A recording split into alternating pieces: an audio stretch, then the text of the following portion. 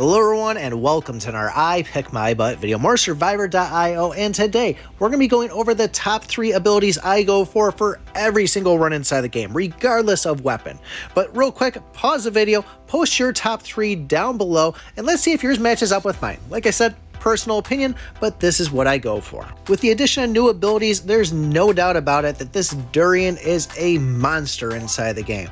Not only are we going to be doing some AoE, which is going to be continuous, but it also gives us the option for escape routes in case we do get a little bit overwhelmed. This thing does enough power behind it to make it where you can get to a safe spot. Now, starting off, for me, it's hitting about 8,000 damage at 1 star. When we take it to 2 stars, it's actually doing about 13,000. Now, once we get to 4 stars, it's actually going to jump up to about 19,000, and at 5 stars this thing's just going around at about 30 to 34,000 I was seeing numbers for. So pretty solid numbers to see, especially for something that's on the screen for as long as it is. When we finally evo this thing, it's going to be called Caltrops, and now we're going to be launching around and having the little projectiles come out on top of it. Now the projectiles themselves really don't do a lot of damage. They're doing maybe about 2,500 to 3,000, but they have a slight amount of knockback to them also, which really seems to help out with the mobs inside the game. And when it comes to evo, we're going to be grabbing the HE fuel, which is going to increase all ammo and weapon range by 10% each one. But the nice thing about it though is this is also the same evo that's used for the rocket,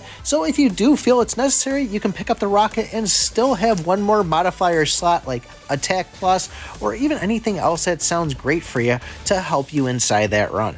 The next ability we're going to be going for is the Lightning Emitter. If you played the game before the Durian, you know that this thing was an absolute beast, and it still is actually. And when it comes to evo on this, grabbing that energy cube, that's another one that's going to have 2 purposes. It's going to be used for the Lightning Emitter and also for the laser launcher, which once again can free up an extra slot for whatever else you might need inside the game. The fact that the energy cube has a cooldown of your abilities being used, meaning we can get it up to 40%, really just means we're going to be casting these things left and right. Now for the damage of this lightning emitter, I was doing about 8,000 to 10,000 damage, and that really didn't change too much. Although it looks like we kind of hit harder in the center of it, and it kind of fizzles out the damage towards the outside radius. Every time we pick one of these up in a star level, we're going to gain an extra bolt. It really doesn't seem to do too much more damage, but when we get this thing evolved into Supercell, the damage per hit is actually about half. So now we're hitting about 5,000, but where we were only hitting 1 bolt of lightning, 1 hit, now we're doing a bolt of lightning that's going to be hitting like 20 or 30 times almost. You know, they say when you see a bolt of lightning, it actually looks like it's hitting once, but it's hitting a lot more times, and that's the case on this. So even though that number drops down in damage per hit, we're going to be hitting an incredible amount of times, which, as you know, if you check the battle stats at the end, this thing's usually right at the top. Now the last ability I try to go for, I never really used at the beginning of the game. I kind of stayed away from it because I didn't really think it was that good. But once I started using it and got it evoed, I really found out, okay, this is actually kind of decent.